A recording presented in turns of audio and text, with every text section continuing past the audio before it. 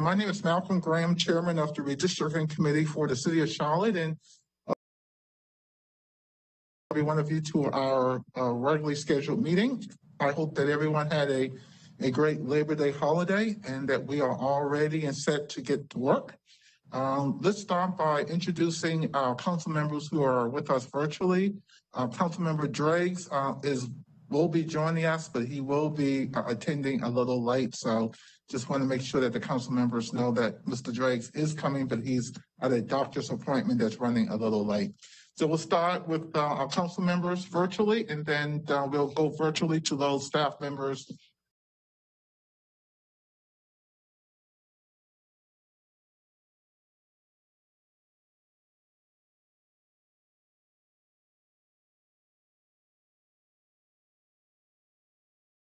The Attorney's Office.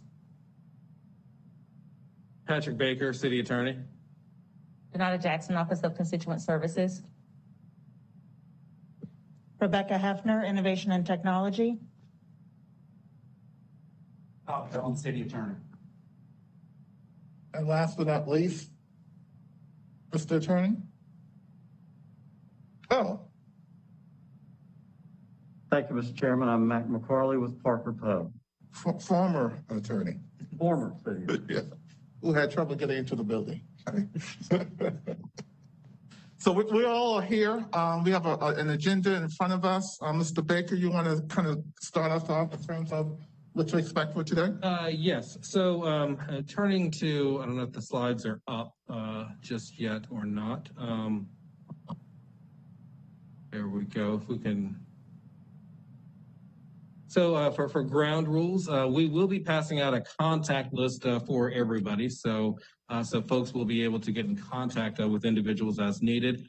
For the most part, we're talking about the In Focus staff, Parker Post staff, and city staff as well will be included on that contact list for you. I just want to remind everyone that these meetings are public meetings. They will be subject to the open meetings laws and the public records laws. I would advise everyone that is engaged in any communication that's producing documents, emails, text messages, what have you, that you should expect a public records request at the end of this process. I would be surprised if you don't get one. So please do not delete any of these communications. We'll be collecting these communications as needed or as requested at the end of the process. But you should expect that there will be a public records request, and these meetings will be subject to the public records laws.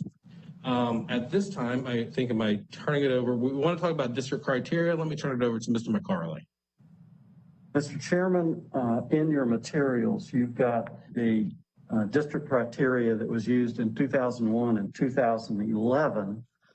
And what we need to do is go through those one by one and have the committee tell us yes or no, whether or not those criteria should be used this time.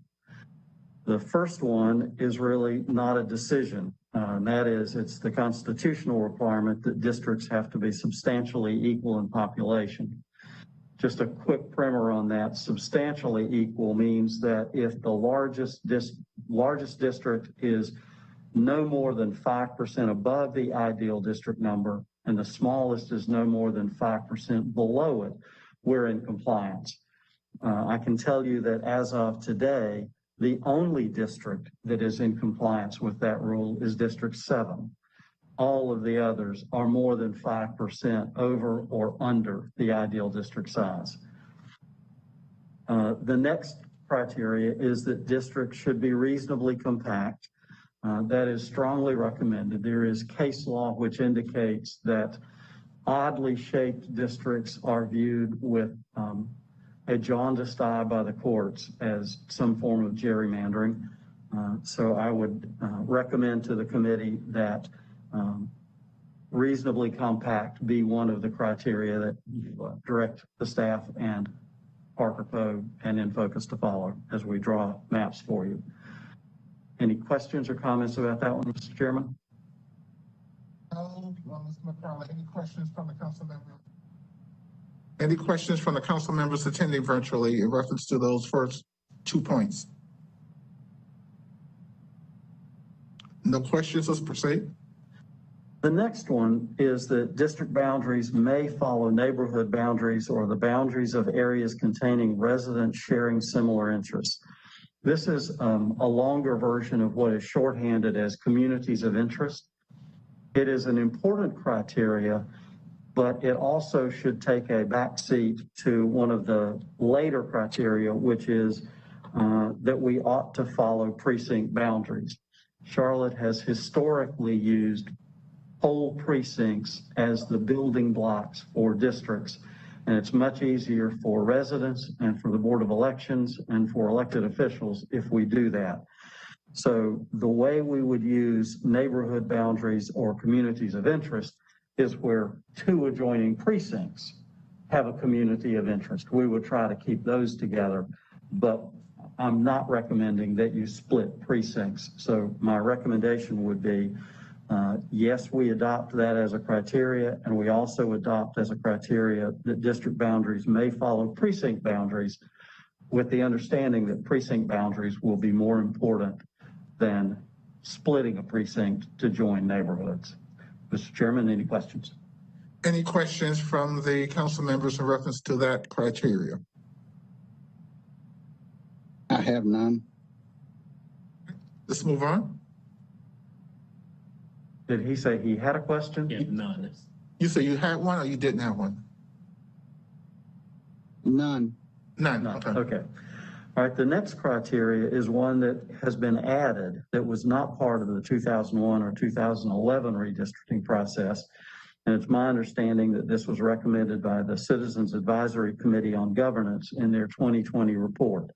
And that additional criteria would be stated as, when possible, districts should have relatively even partisan balance.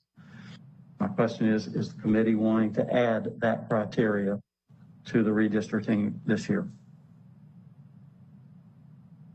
Floor is up for discussions in reference to that criteria. District boundaries may be drawn to create and maintain balance between major political parties. So are you saying then that's something that we have not used before? I thought it was implicit in what we did in past redistricting exercises. In the past, the criteria that's been used is the next one, which is district boundaries may be drawn to create or maintain balance between major political parties. The next one is basically a statement that each district should have relatively even partisan balance. And I think it is a more fine-grained criteria statement than the one that's been used in the past, which is that you could create or maintain balance between the political parties. This one is now saying, when possible, every district should have relatively even partisan balance. I think, based on the numbers, as I think I know, that may be hard to achieve. I think it would be nearly impossible to achieve. Yeah, and for that reason, I think we ought to delete that as a criteria so that we won't set up any false expectations. Councilmember Phipps? I agree. You agree, Councilmember? Yes. Yes, I agree. I don't think that's feasible.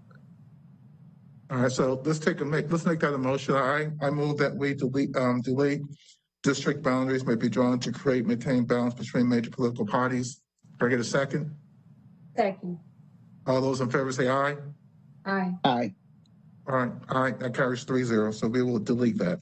When did we delete? I'm sorry. And the other one that is at issue is the one proposed by the Citizens Advisory Committee. When possible, districts should have relatively even partisan balance. I think that's going to be hard to do too, sir. Okay. I so Mr. Phipps? Yeah, I mean, I agree that there could be setting forth some false expectations in terms of how we would create that balance. Ms. Esmayer? Yes, I agree with both of you, Mr. Graham and Mr. Phipps. I don't know if that's possible at all. So we don't want to set up the false expectations. All All right, can I get a motion to remove that? I make a motion that we do remove that particular provision as well from consideration in this redistricting process. Second, all those in favor say aye. Aye. Aye.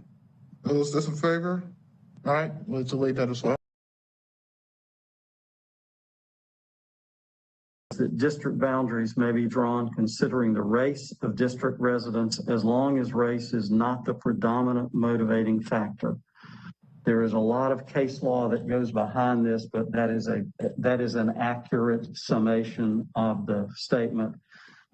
And I'm assuming that the city would intend to continue using that criteria as it was in 2001 and 2011. All right, I think we do. Mr. Phipps, Ms.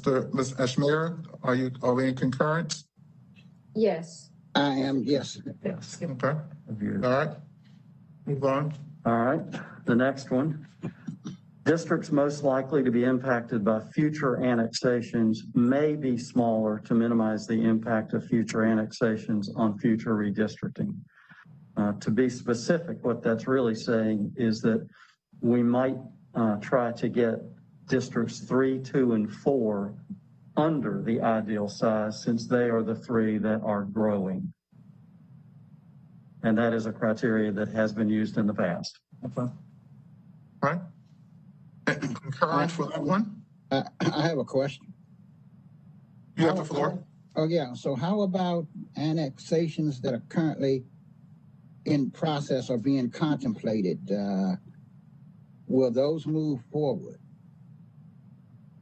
We can't take account of any annexation that hasn't happened.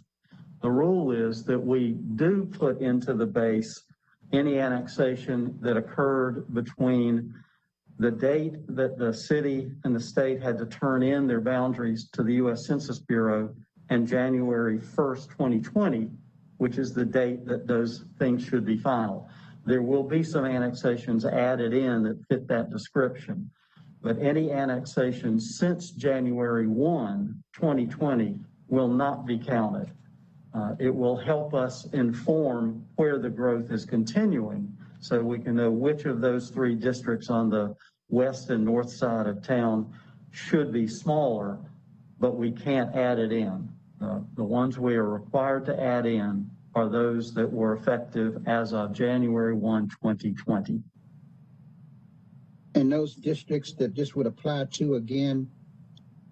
The 3 districts that are growing and are outsized at the moment are District 3, 2, and 4. So Okay. it's Watlington's, Mr. Graham and Mr. Graham, Ms. Johnson. Yes. Okay. Ms. Mayor? Is this consistent with what we've done? Is this one of the criteria that's been consistent in past redistricting? Yes, it is, sir. Okay, thank you. Ms. Ashmira? I don't have any questions. Okay, okay, Are we leaving that one in? leaving it in. All right. Yes. The next one, the last one. District boundaries may be drawn to avoid contest between incumbents.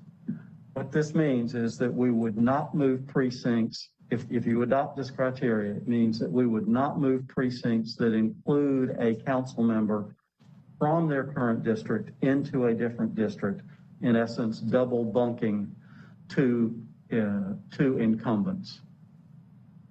And that has been a criteria that we have used in the past. That is criteria we have used in the past. Yes, sir. Okay. Would you consider this to be more a component of gerrymandering than redistricting? I've looked at the map, and based on where current district representatives live, there are only 2 districts where it really looks like it could be an issue, and that's 2 and 4. But there are plenty of ways to work around this. You'll notice that the wording is district boundaries may be drawn to avoid it. It doesn't say must, it says may. And it will be up to the committee if in the end of this, the only way to make the system work is to violate that premise. It will be up to the committee to decide. You will have options, but it will be your decision. But in drawing the proposals for you, do you want us to follow this criteria? I think that we It should should. be followed. Yes. This is something, this is something, did I understand you correctly to say this is something that we have done in previous rezonings, right? I mean, redistricting. Yes, sir, it is. Right. With that, that is the criteria. Okay. Any questions, concerns, anything you want to revisit on that? Well, I think Mr. McCauley has carefully went point by point for all the criteria that's been brought before us. Council has made decisions on 2 of them to delete them by a unanimous vote. And so these are our criteria that we'll move forward with. Any questions? Did I see that Mr. Driggs had joined us? Yeah, I'm here. Can you hear me? Yes, yeah, okay. I was wondering would it be appropriate that we would summarize what we just done for his benefit? I think that'll be very appropriate. So, Mr. Driggs, welcome to the meeting. What we did was went and reviewed the criteria that was submitted before the committee. The committee, by unanimous vote, voted to delete 2 of those criteria as presented before us. The ones that we deleted were district boundaries may be drawn to create/maintain balance between major political parties. We deleted that. And we also deleted district boundaries may follow precinct boundaries. No. Which one's? The one that says when possible, districts should have relatively even partisan balance. Yes, exactly. So those are the 2, Mr. Driggs, by unanimous vote that we deleted based on the premise that based on our population size and the expected data, those will be setting unrealistic expectations. I reluctantly agree with that. Excuse me? I said I reluctantly agree with that. You reluctantly agree right. with that? Yeah, you're right. Yeah, okay. Yeah. So you are now caught up, Mr. Driggs, and so we've just reviewed what the statutorily by law what we have to do, and we agreed with the criteria that we'll be moving forward with. So now we turn it back over to Mr. McCauley to talk about the census data. Yes, sir. Thank you first to the city staff for collecting all of this data and presenting it for us. The ideal district size is 125,598 individuals. The only district that is anywhere close to that is District 7, which is off by only 0.4%. All of the others are off by a minimum of 6.2%. So the city is legally required to redistrict. Some cities that have not had much growth or much annexation will not be required this year. They could literally leave their districts the way they are. Charlotte is not in that position. We are going to have to move population. You'll notice that at least one of the districts, District 3, is 13.2% above the ideal size. And then District 6 is 9.5% below the ideal district size. Those are pretty big numbers. Can we put up a map with precincts shown? All right, I want to show you a little bit about what has to happen.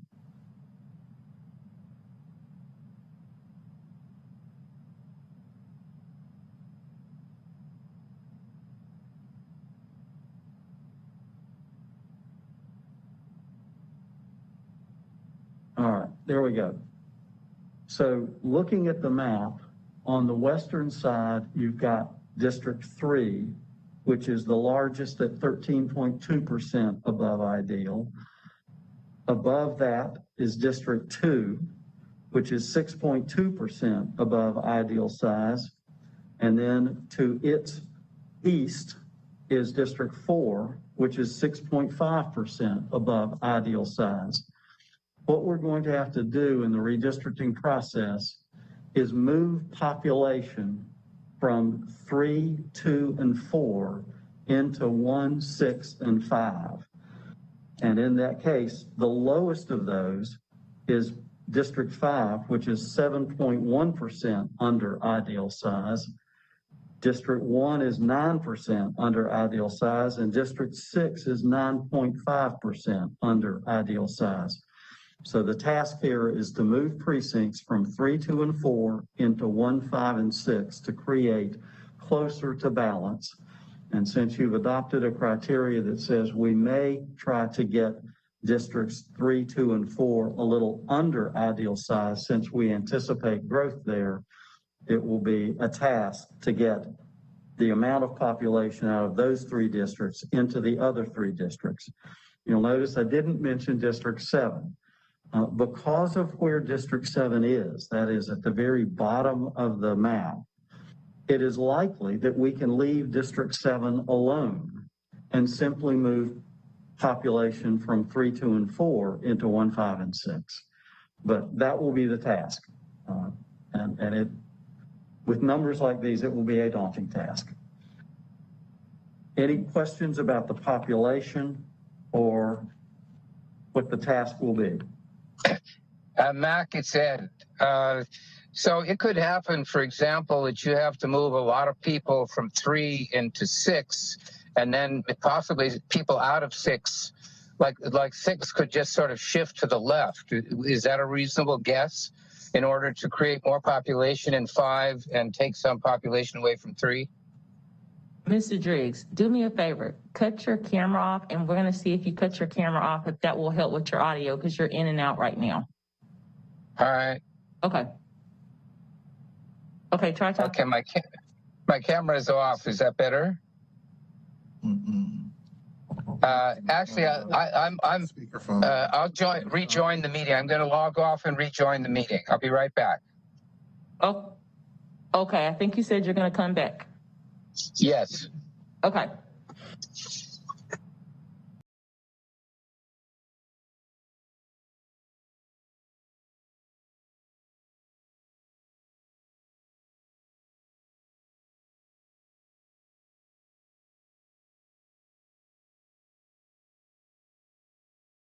To another to try and achieve that equal population.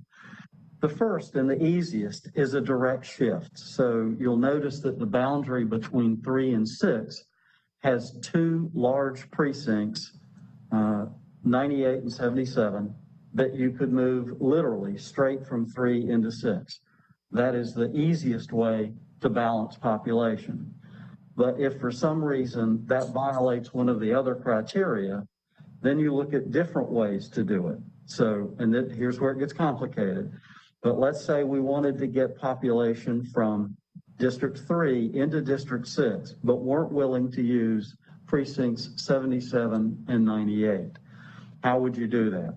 You could move a precinct or one or more precincts from District 3 into Districts 2 or 1, and then move them down into 6. So you can move it through, you pass through other districts to get to the eventual receiving district.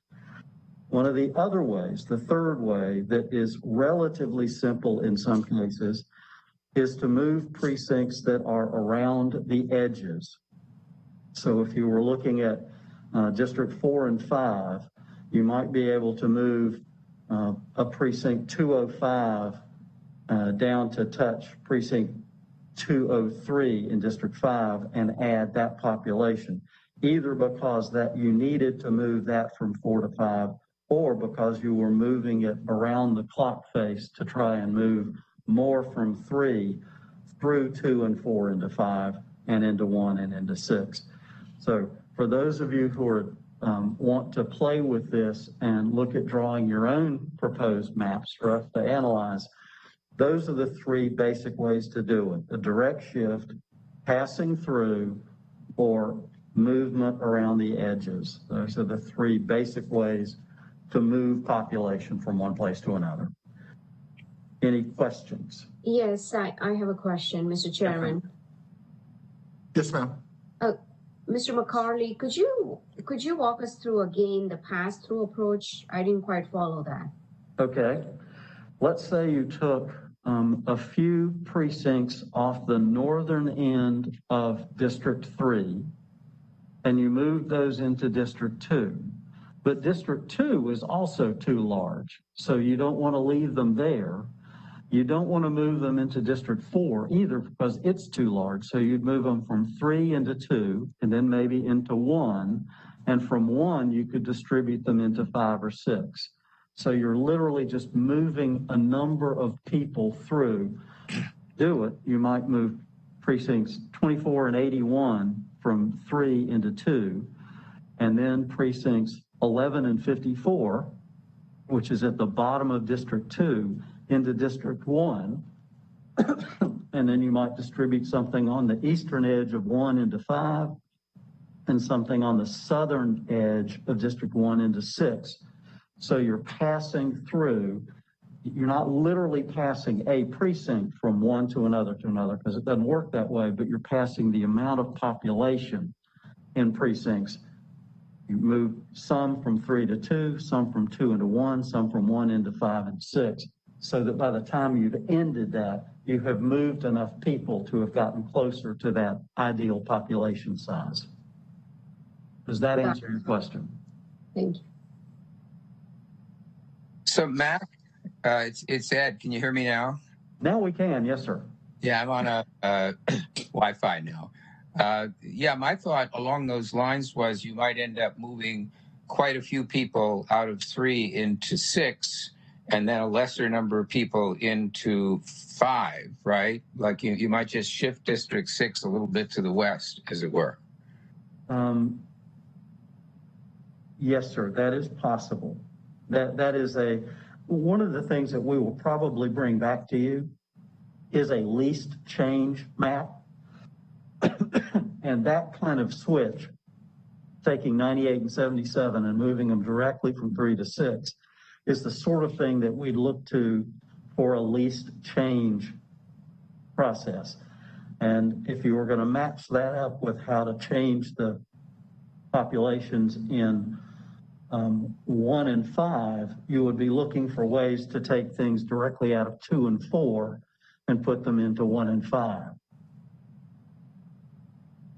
Yes, yeah. And I think I heard you say before that as far as double bunking is concerned, you don't see a situation taking shape where you would have like a gooseneck to keep somebody in a separate district from their surroundings. Correct. Yeah, okay. The only place I see that as being any potential issue for how we move precincts is precinct 2 and 4. And Mr. Graham and Ms. Johnson live on the edge of their districts, basically in adjoining precincts. But I think there are other ways to move precincts out of 2 into 4 and out of 4 into 5 that don't impact the incumbents. And if I may, one more question. I recognize that due to the mix of the population of Charlotte, we had to exclude these partisan priorities, or whatever you want to call it. But do you have any indication, based on what you're seeing, of whether there would be a change? I mean, basically our situation now is we have 2 districts that I would characterize as purple at this point. Do you think the partisan balance is going to be affected much by the things that we're going to need to do? I have not analyzed in any depth the statistics in precinct 77 and 98 to see what that would do to 6. But there aren't a lot of choices if we try to maintain 6. Frankly, Mr. Driggs, there's no way that we can change 7 very much. If we find that moving 77 and 98 destroys the potential for a Republican victory in 6, we might have to figure out a different way to move precincts out of the northern portion of District 3 into 2 and 1 and just move them. Again, it's that pass-through issue. We would take precincts off the northern end of District 3 and move them through 2 and 1 to get them to 5 and 6. But yes, I understand that there is some history to 6 and 7 having the potential for electing Republican representatives. Right. We'll just have to see what that looks like when the time comes. I mean, I do accept that we can't have a formal standard that tries to equalize what are basically very unequal numbers. Anyway, Chair, thanks. I apologize for being late. I think that's correct. Yeah, thank you. Okay. Mr. Chairman, that's all I had on map drawing, unless people have questions. Thank you, Mr. McCarley. So I'll open it up to the council members. I think we had some really good questions and discussions thus far.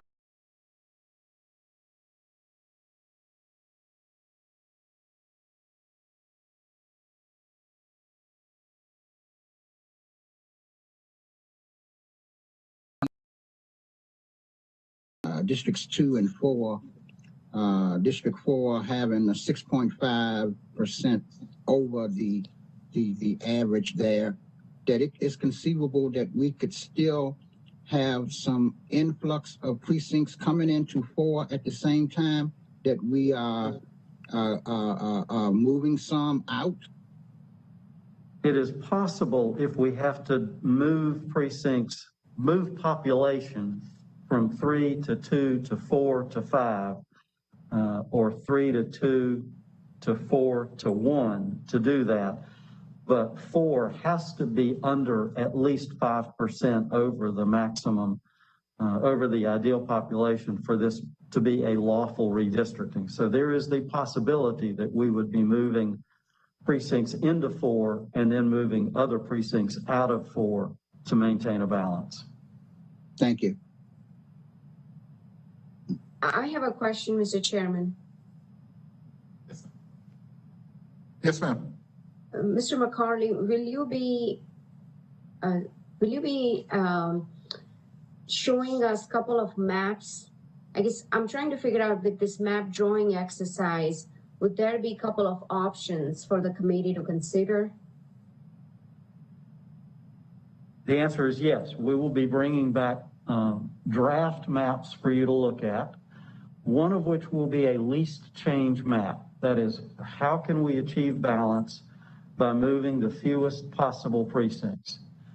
We'll also give you some other maps that might better follow the criteria that you've told us you insist on using. There may be pieces of this as we work with the neighborhood identification, that there's some precincts that just need to be with a set of precincts they're with today. And it would require using a different set of precincts to maintain that balance. And that those might require a higher number of precincts to be moved to get that balance. So we will be bringing you some various options for you to look at. And with each one, we'll have statistics for you on total population, voter registration, and race. I'm looking at Rebecca Hefner, and she's nodding yes. We will be able to have all of that for you. So you will be able to see the differences between what you have today and what each of the options will be showing you would do. And you're welcome to look at one of those options and say, I like it fine, except there are 2 precincts that ought to be swapped. And we can swap those and rerun the statistics and tell you what that looks like. So yes, there will be plenty of opportunities for the committee to critique and assess options we bring back to you, and for you to create different maps based on what we show you. It's also possible that community groups or individuals will submit maps to you for consideration. That has happened in each of the past redistricting efforts in Charlotte, and there's no reason to think it might not happen again.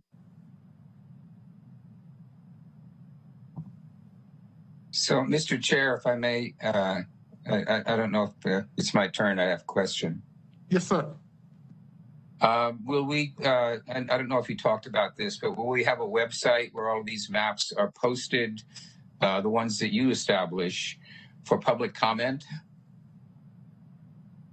The answer to that is yes, sir. And when we get to the end of this agenda, we're going to talk about public participation and transparency. And yes, part of our plan is that we would post on the city's website somewhere. Again, Rebecca Hefner is nodding yes, that we will post somewhere on the city's website those maps with the accompanying statistics. Thank you. Okay. I have a question. Yes, sir. Go right ahead. In those situations where you have, I guess, a line of demarcation in terms of a road or something like a W.T. Harris or a Sugar Creek, where one part of the district is on each side of the street, to the extent that you have precincts that abut that, are you saying it would be possible that those precincts could leapfrog over that physical sort of boundary to accomplish the redistricting goals? Yes, sir, that is possible. Again, we will try absolutely as hard as we can to not split any precinct.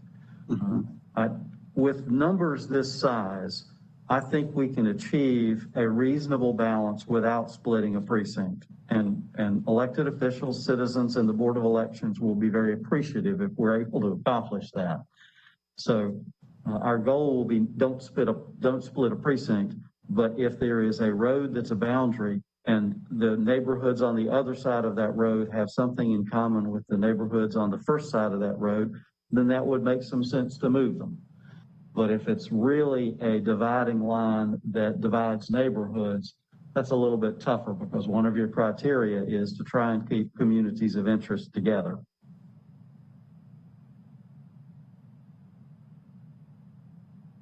Okay. Any other questions for Mr. McCarley in reference to the mapping and the census data before we go into the schedule? All right, sir.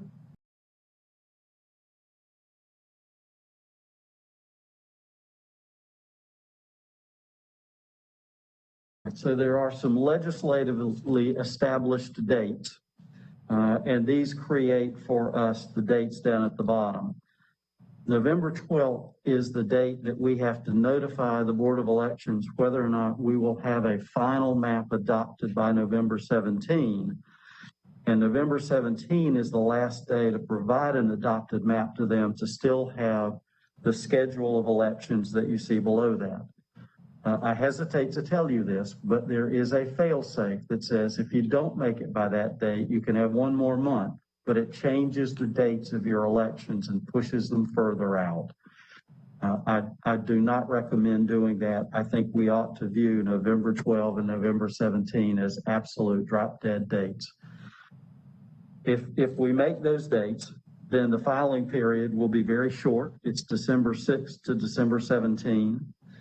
And then your partisan municipal primary would be on March 8, along with other primaries. And then your general municipal election would be on April 26, although there is a tweak to that that says that could change if there is a runoff election for state partisan issues, congressional races or something. So it could change, but we don't expect it to. Working backwards then from that November 17 and November 12 date, our absolute fallback, last possible, I will be begging you to take action date by the City Council is November 15th. That's one of your regular meetings. What we hope is that we will schedule your vote for November 8th, and that will follow a public hearing that you would have had on October 18th. If we're not ready for the public hearing on the 18th, we could move that to November 8th, but it means that your public hearing and your vote would be on the same night on November 8th. We will do everything we can to get you to the date of a public hearing with a short number of maps or a single map, whatever the committee decides, by October 18th. That is, just to be clear, that is really fast. It is my intention, Mr. McCarley and council, to really, I think we got some more dates you wanted to talk about as well, right? There is one more set of dates, and that's the committee dates, if you want to go over those. Yeah, let's do that, then we'll talk about the whole schedule in its entirety. May I have slide 9, please? All right, there we have the proposed committee dates. Today is September 7th. We've had our first meeting, which is to select the criteria, which now allows staff to move forward with producing some maps for you to look at. On September 13 and 14, your city attorney and the committee chair and I will be having individual meetings with district council members to make sure we understand what they think the communities of interest in their district are and which precincts are critically important in the makeup of their district as a community of interest. On September 20th, you will have another committee meeting, and it is our hope to have maps for you to look at that time. Assuming that that is true, then your meeting on the 5th would be a time for you to take public comment on the proposed maps or to revise some of those maps based on comments. So that's where we hope. If all goes well, you could potentially end up making a recommendation on October 5th. But if not, we still have time between then and the scheduled October 18 meeting of the City Council for this committee to meet one more time to make a recommendation and to set the public hearing, to put a map or some number of maps up for public hearing in front of the full council. Thank you, Mr. McCarley. I think, as you have seen and heard, it's a very aggressive schedule for the next couple of weeks, one that I think the committee and the council should be able to meet. I have pledged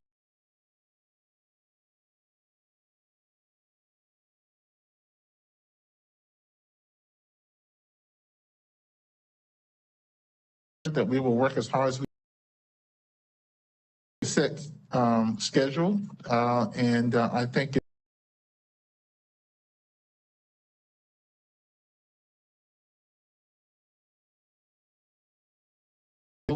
I think it makes sense, but it's a lot of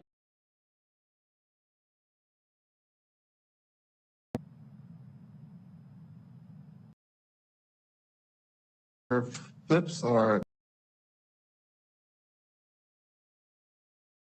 the discussion of the public participation. Just a quick question, Mr. Chairman. Yes, ma'am. For the individual meetings with district council members, Mr. McCauley, could you brief us on all those comments and discussions at our next committee meeting, which is on September 20th? I'll be glad to. And is that part of the public record as well? I don't intend to make detailed notes, but I will be taking some notes to understand which precincts are central to the community of interest in that district. Yes, ma'am, I will be taking that kind of note. Yeah, thank you. Okay. Continue, Mr. McCarley. All right, we're on to public participation. For transparency, in response to the earlier question, we will work with city staff to post maps and statistics. We will post the dates of these meetings in the council, in the proposed council schedule, and also post a contact list for committee members, city staff, Parker Poe attorneys, and the In-Focus planning team, so that if citizens have questions, they can get those questions answered quickly. The education and engagement plan is still a work in progress, and we would like y'all's input as a committee on how extensive you want us to push information out. The city has a well-developed system to push information out. Your neighborhood contact list, your Facebook page, your Twitter account, various ways that the city uses to push information out. We will be glad to work with your staff to use as many of those as you want us to make sure citizens understand what's available, when things are going to happen, and what data is available for them to look at. How extensive would you like us to do that process? I think from my perspective, it's very important that we have,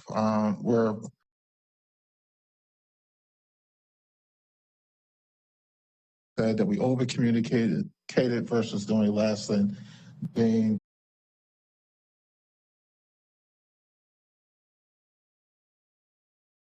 city communications in terms of assisting the committee, in terms of educating the public and the public engagement, which is, again, the comments as well as our hearing. So our goal is to be as transparent as possible, to be forward thinking.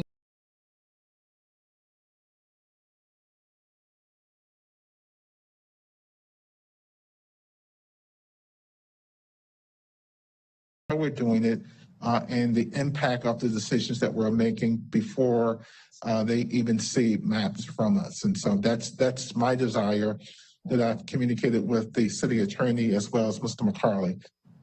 Open it up for questions and comments from the committee. Mr. Chair. Yes, sir. Mr. Drakes. I assume that also includes, I agree with you for one thing, we need to be aggressive about outreach. And I assume that that includes working with Jason Schneider, press releases, trying to engage the regular media like TV news or the newspaper to kind of cover these activities and make people aware that way. Would that be a normal thing?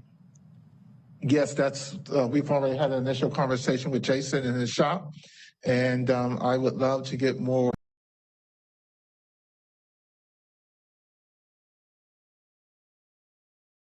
I think people should know what we're doing.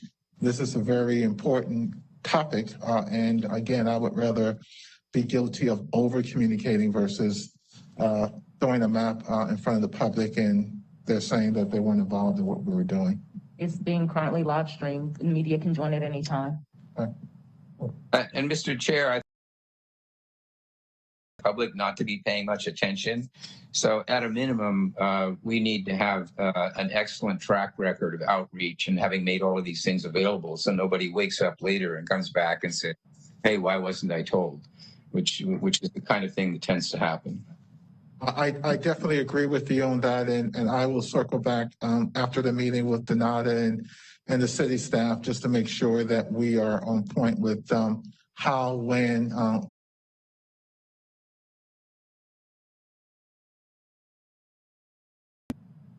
Ms. Ashmere, any comments? Thank you. Mr. Phipps? Yes, I'm wondering if, given that we're in the throngs of this process right now, should we more or less assertively convey to the community that given the imbalance of the population shifts and such as a result of growth over the last 10 years, that there will definitely be, or they should expect that there will be some changes in various precincts and such that might be unavoidable in this process. So, you know, some people might have some favorite precincts that they want to stay in their current districts, but that may not be possible given the level of imbalance that we have in certain areas, certain districts, and we should make that clear going in that they should expect some changes. I think we can do that, and I'll talk with Jason in this shop after the meeting about even just sending a press release.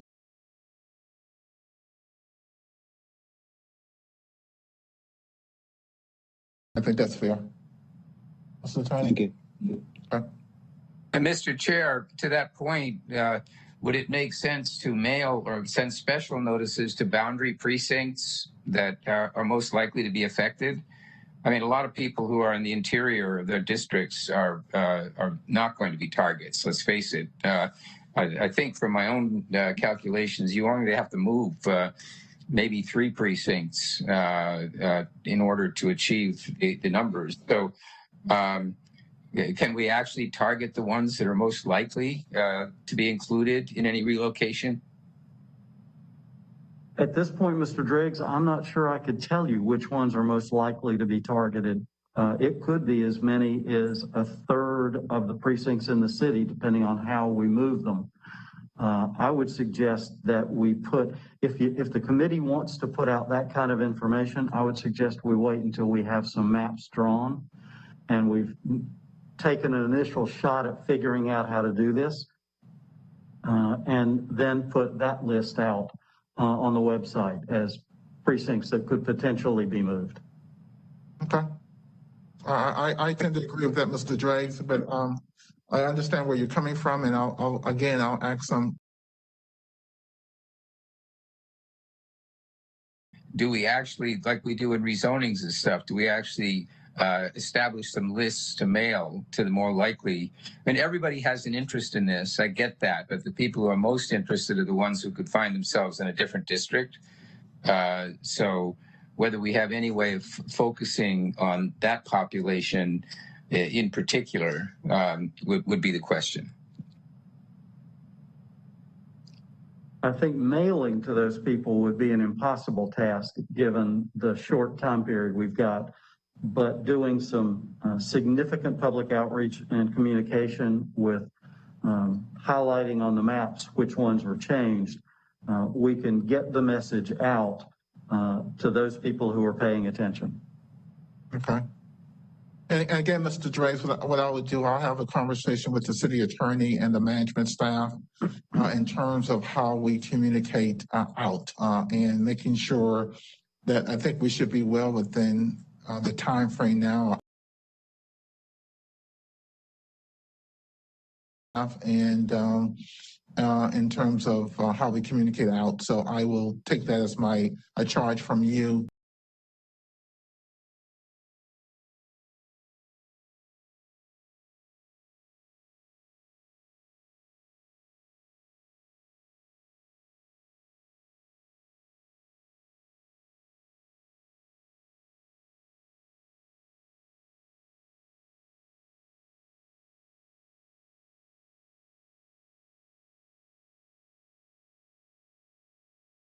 It's both dates. Okay. And Mr. Chair, Yes, sir. is there, do you think it would be worthy for us to consider whether or not that we could have some sort of redistricting hotline or web-based application through which the public can post questions or answer things during this process? Or is this something that's already going to be initiated? I know for certain that we're going to do a lot of posting on our websites about what we're doing. Now, whether or not there's going to be a specific page or Denata, help me out. Sure. So there is a redistricting committee page, sub-page, just like all of the other ad hoc committees. So all information will be posted there. We will have stories that will go up after each meeting and in between to share the process and what's going on. There's a story actually that was written to go out after this meeting, and we're just updating it with the decisions that were made today. And those will be shared with the public and the media, as well as on social media as well. But will there be an avenue through which residents can actually post questions on an ongoing basis to a board or something? So now I understand. So if we could make a redistricting at charlottenc.gov email address for folks to be able to send in questions. What do you think about that? Okay. That makes sense.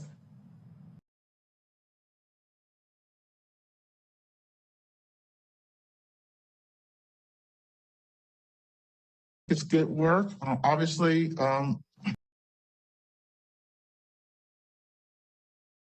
work to be done.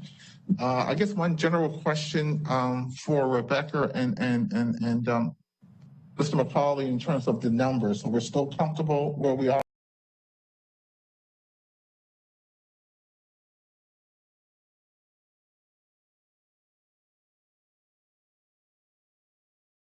in terms of having the data that we need to make the blocks, and that process starts certainly by at the same time. I know Mr. McCauley and his team are beginning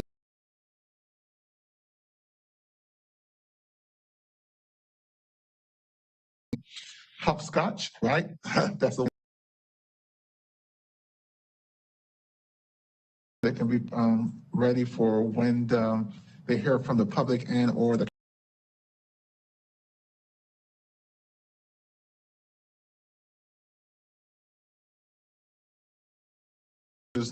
significant public education and engagement. And so we made the revisions to our criteria. We have accepted the schedule.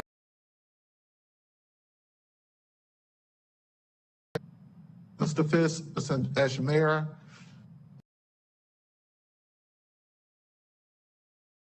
was good.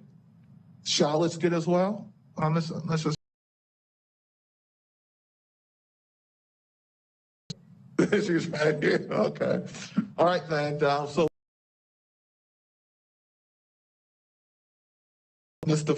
McCauley will send out the contact listing of all the key contacts. So in the interim between now and the next meeting, if there's any questions that you have to anyone around the table, Mr. McCauley, they're accessible to you, right? So if